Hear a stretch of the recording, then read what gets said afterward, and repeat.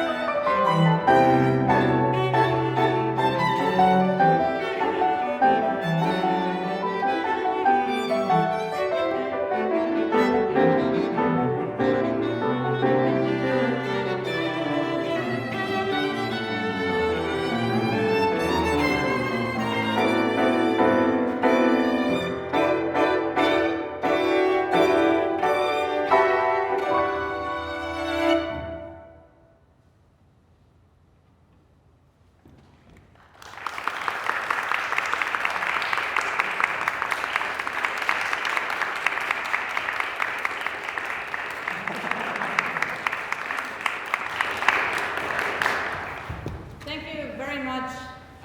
Can everybody hear me okay? Awesome, great. It is a real pleasure for us to be here today. As Pamela said, all three of us are from Venezuela. We're the Rome Piano Trio. And it's a real treat to be here in this wonderful conference and to be able to present to you the music where we come from. The trio has been for a few years in the process of cataloging, editing, performing, and recording Latin American works. This is the base of our research. And today we wanted to present to you a little snapshot of Venezuelan music in the 20th and 21st century, mostly the 21st century. For me, this is a particularly meaningful place. I graduated from the University of Michigan and did my doctorate here. And although I have played music for Latin American composers before coming here, during my dissertation recital is when I found my passion for Latin American music, which is ironic because I'm here in the States. But I started with South American art song. One of my lecture recitals was centered around that topic. And I discovered the wealth and the beauty of this repertoire and also how unknown it really is, not only here, but even in our countries. Like the amount of people, the amount of pieces that people perform from Latin America is quite reduced. And the truth is that the repertoire is vast and it's very beautiful. So for that reason, I think it's very beautiful to come back here and in a sort of a spiral as our journey in Latin American music continues. For every immigrant finds their own way to stay connected to the roots.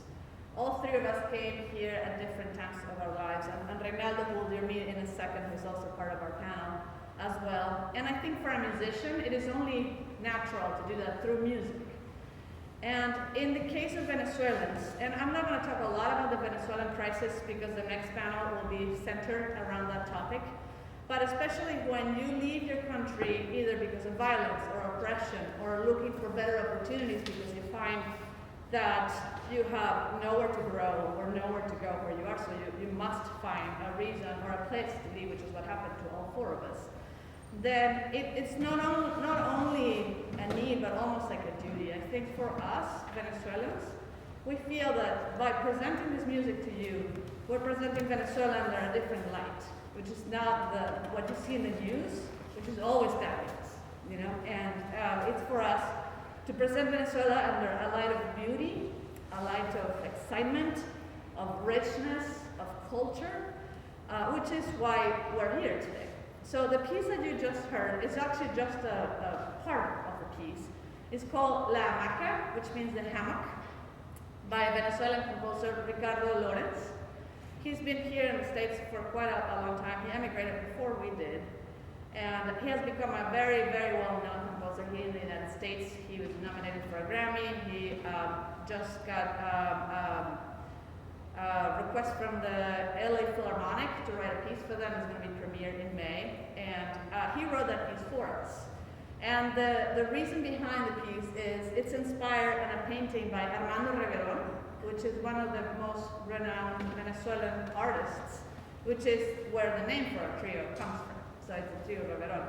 And Ricardo says that he read somewhere that music is the language of nostalgia, which is why he chose that particular painting. The hammock is a piece of furniture, if you will, that is present in many different households in Venezuela, from poor households to richer households. So, and it's like a staple of our culture.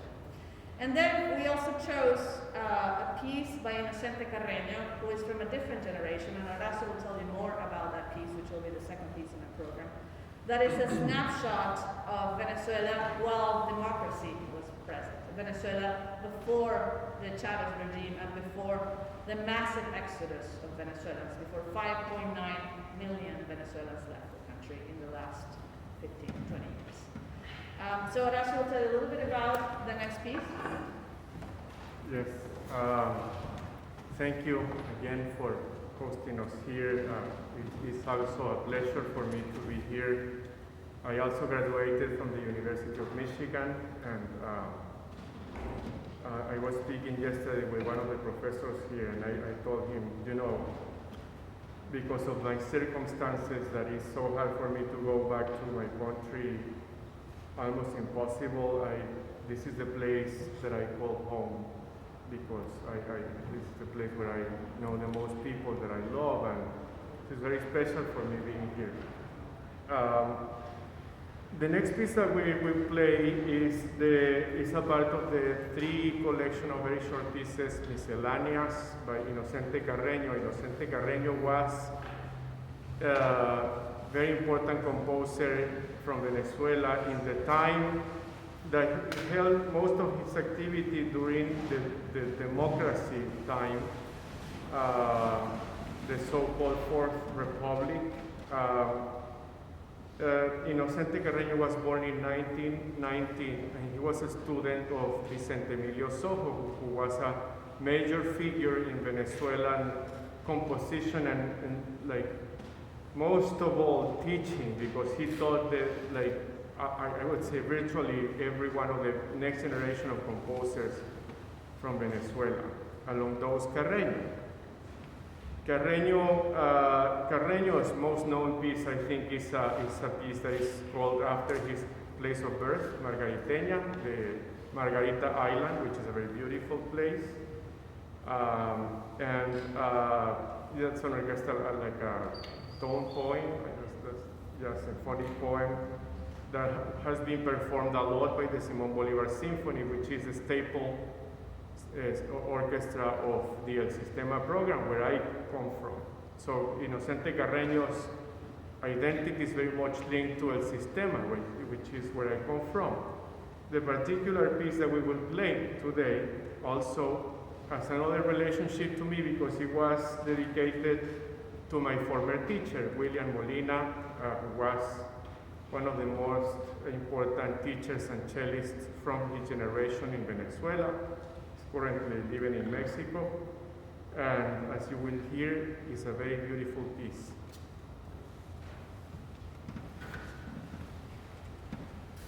Before we begin, I can just mention that if you have your program book, now you can follow along on page 23, because the Carreño is the first piece listed in the program.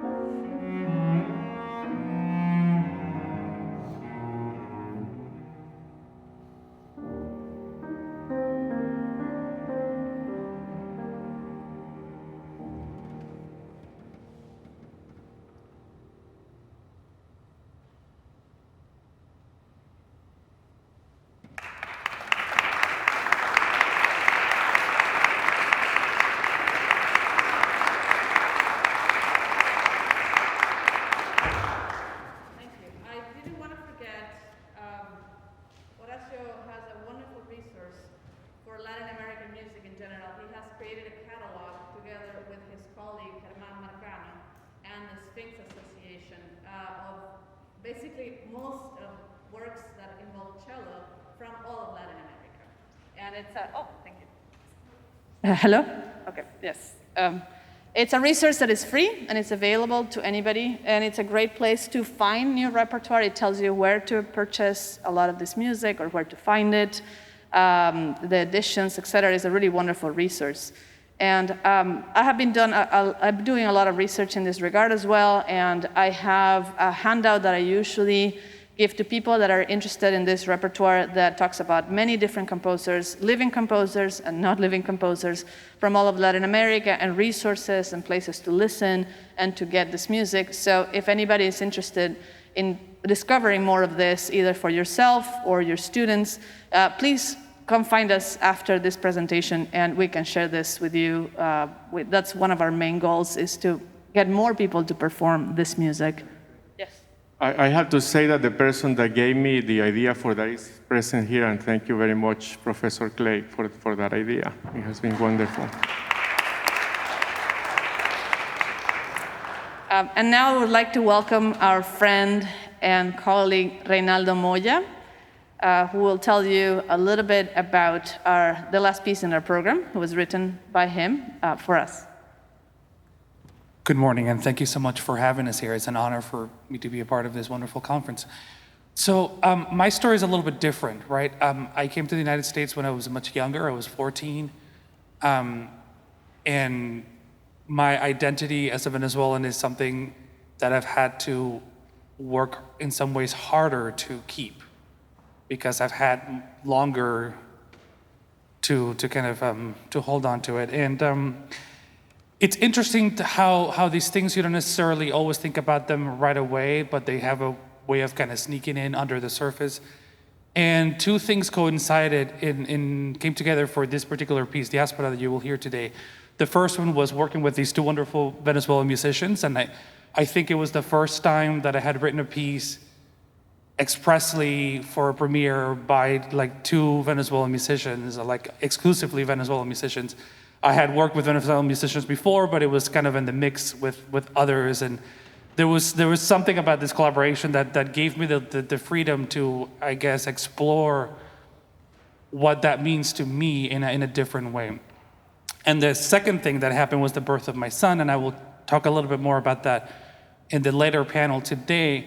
But both of those things coming together made me really think about what it meant to me to be a Venezuelan in 2019. And the crisis was very much in full flight at that point. My family was mostly there. We were in the process of trying to get my family out of the country and all of that. And so to me, what became clear is that I wanted to take on the crisis in Venezuela head on, but I also didn't want to speak for anybody. I didn't want to write a piece about the suffering that was going on there as though I was there suffering with the people, because it felt to me that was a little bit disingenuous to do from my nice warm house in Minnesota. And so what I decided to do was to write a piece from the perspective of from my perspective, what it means to be outside of Venezuela, experiencing this crisis in a second hand, but also sort of like, I don't know if there's such a thing as like 1.5 hands, because like it's not quite second hand when it's happening to your parents. It's not second hand when it's happening to your brother.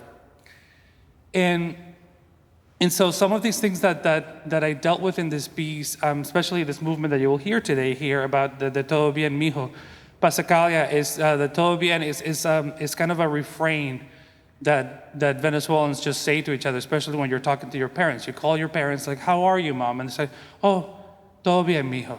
Everything is good, my son," right? And this is just something that is said as like it's part of the script, and you know that is one of the most loaded phrases that a parent can tell you. Everything's good. Oh, don't worry about me. I'm fine.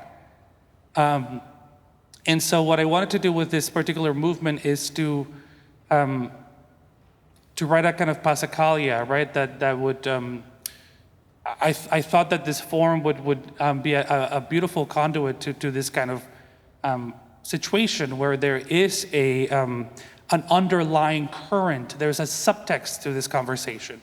There is all these things that are not being said, that you are not hearing, and that you sometimes choose not to ask because it is too painful to ask about these things, and it's too painful for your family to tell you what's going on.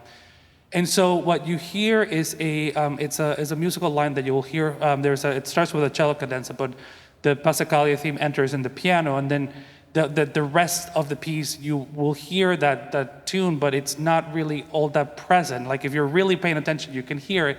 But that's what I wanted to do, right? Is to do something that was first in the text and then in the subtext of the piece, kind of as this undercurrent that is always there, a presence that can be acknowledged or can be chosen not to be acknowledged. And then at the very end, we have a little bit of a kind of a moment of lyricism before we hear sort of like broken echoes of the Venezuelan national anthem. That as to kind of signal, again, just the brokenness of our own identity. And I'll talk a little bit more about what that means to me in particular at the later panel, but for now I'm going to stop talking so you can hear the music. I hope you enjoy it, and thank you so much for being here.